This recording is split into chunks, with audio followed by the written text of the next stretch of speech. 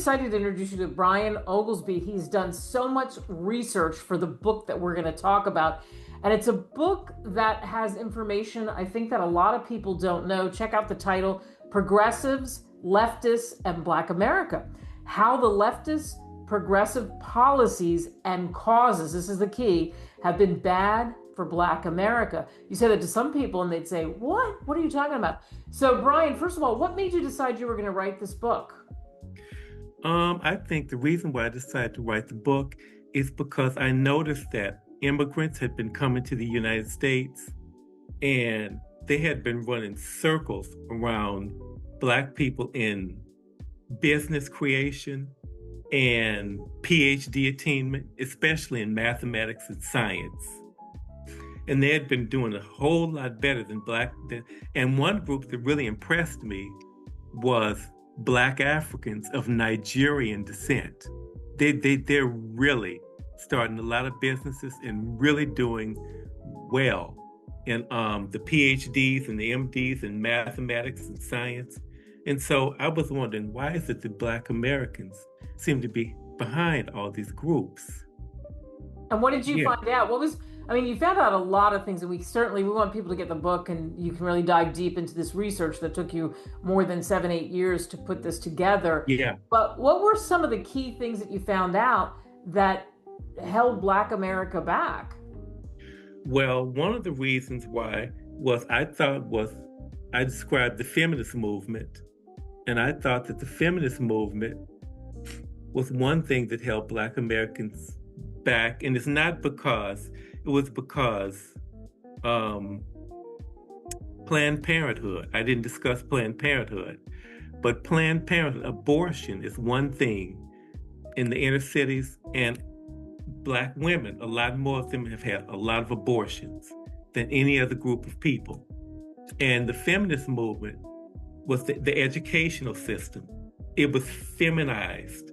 They said so girls did better in school, but the gap between Black girls and Black boys was even bigger, was even wider. And so if college education is an indicator as to whether a woman is going to be married or not, because people with college educations generally make more money. And so you have a lot of women, Black women, that are single, that never got married or had children because they couldn't find somebody in their own ethnic background. And you have a lot of Black men that are not married either and don't have children, or they have children, but they bail out of the relationship because they couldn't make enough money, to really support a family and really feel like a father. And so Black marriages, a lot of them crumbled or they just never got started. So that's one way the feminist movement did it. And that's just that one movement. Yeah, and it's interesting. And there's some people that this will hit them and they'll be like, "What, Brian? Things have changed." But things have changed. But you're talking about, listen, these are the things that held it back. These are the things that happened in the past, and now there may have been some breakthroughs. But here's some things that happened in the past, including you go back to the Atlanta Compromise debate, which some of us may know from our history books. And tell us a little bit about that. Yeah, the Atlanta Compromise, that was a debate between two icons of leadership back then. Booker T. Washington was one of them, and W.E.B. Du Bois was the other.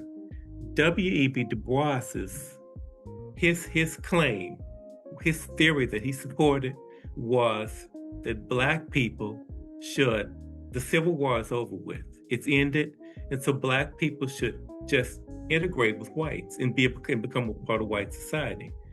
That's simple. No, it wasn't that simple, because we still had a lot of mentalities from the past.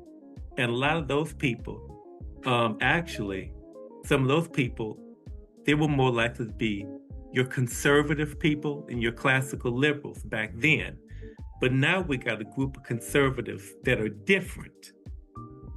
And like these conservatives now, these MAGA conservatives, they're different. They're not racist like they were back then. And now they're trying to preserve the country.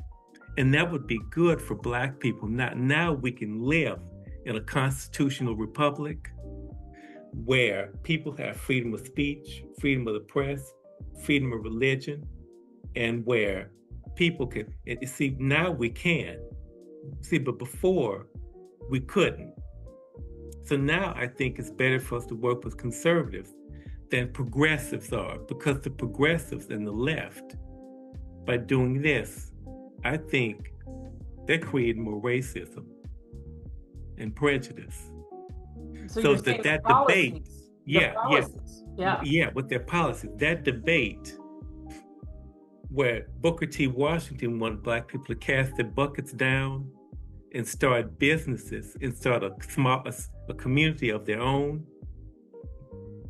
that had some advantages to it, because he worked in the Greenwood district of Tulsa, Oklahoma, in the between 1880 something and maybe 1921, before it was burned to the ground. And the Blacks back then, some of them became wealthy, but it was because they had a community.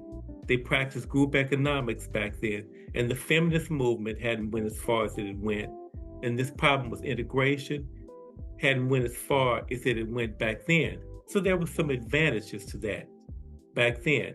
So I think, yeah, we should have just did what Booker T. Washington wanted us to do instead of what W.E.B. Du Bois was. Now, integration wasn't bad. There were some positives to integration.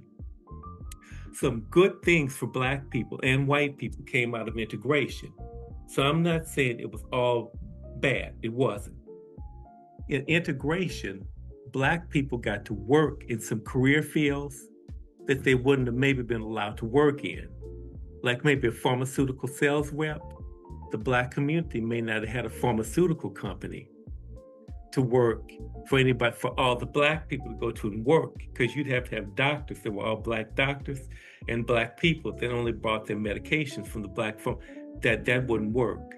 So now that everything's integrated, if you want to go into pharmaceutical research, you can just work for Pfizer or somebody like that, or Uptown and a pharmaceutical company like that. And with their no discrimination policies, there shouldn't be a problem. That was a plus for Black people. It really was. Integration, like when you look at it from that level, it was really a plus. Right. And so that what you just said is the economics. You started with that economic base that spread out into other areas. In other areas. Yeah. And you and I talked about this off the air, but I spent some time in Chicago, and you spent some time in Chicago as a kid. And Chicago is really an interesting study because it's very different. And every city has its own makeup, but it's very different, the Chicago that you went back to visit, from the Chicago that was there. Right? Exactly. It's a lot different now than it was. The demographics are different. Everything is so different now. Yeah, and talking about the communities. Yeah, the community, because the Hispanic community, there weren't nearly that many Hispanics. When I was a kid, I guess 1970s, late 1970s, early 1980s. Now there are a lot more Hispanics and Asians in Chicago now. And there are a lot less Blacks, because a lot of the Blacks left and they moved to the South. They moved back to the South. And you had this mini mass exodus of Black people back to the South. And Atlanta attracted a lot of Black people. But Atlanta, Georgia has got a lot of the, but some other places did too, like North Carolina, Charlotte, Nashville. But see, progressive causes, the feminist movement, and now progressives, the progressives of the NAACP, they push for integration and for Black people to be able to work in these big corporations. So the NAACP did. Everything that they did wasn't bad, because that was a good thing, but you got a group of people that don't own and control anything because they lost they lost their businesses. And so those people are going to be more likely to protest and to riot, like with the BLM riots that they had, because they feel disenfranchised, because they don't own and control anything, and they're being discriminated against either openly or privately. Right. And so what they need people to protest and riot so they can start the cultural revolution that they need to get rid of the country. And see if we had, yeah. Mm-hmm. Right. And so it's like you're saying, it all goes back to that economics again. Mm-hmm. So much stems from the economics. When people read your book, Progressives, Leftists, and Black America, how the leftist progressive policies and causes have been bad for Black America, what do you hope they take away? You know what? There's really a takeaway that the progressive left policies and causes have not really been good for the country either, but especially not Black people. The country, what some things they've done is the feminist movement and like defunding the police and things like, so there have been things that really haven't been, one thing that came out of the feminist movement was abortion. That was really not good, that all of our little babies were aborted like that. And now we've had a lot of these divorces. The divorce rate skyrocketed after the radical feminist movement came in, the radical feminist movement. And so we've had a lot of divorces and a lot of single kids growing out of wedlock, raised out of wedlock with single moms. And I think I heard a statistic that 23% of kids in the United States are being raised without a father in the home. And one statistic went as high as like 25% of kids, and most of the times they're being raised by the mother. Well, the feminists, they lobbied to give mothers, single women without a father, the monies that they needed to raise these kids. That happened for years without a father. But there were some benefits to a kid having a father in the home. When a kid has a father in the home, they're more likely to finish high school, they're more likely to finish college, they're less likely to end up in jail, they're less likely to end up in prison, they're more likely to have empathy toward other people's feelings, so they don't just start arguments and go on rampages and do silly things. And all these things have affected the country negatively. And that was one aspect of the progressive left movement, the feminist movement.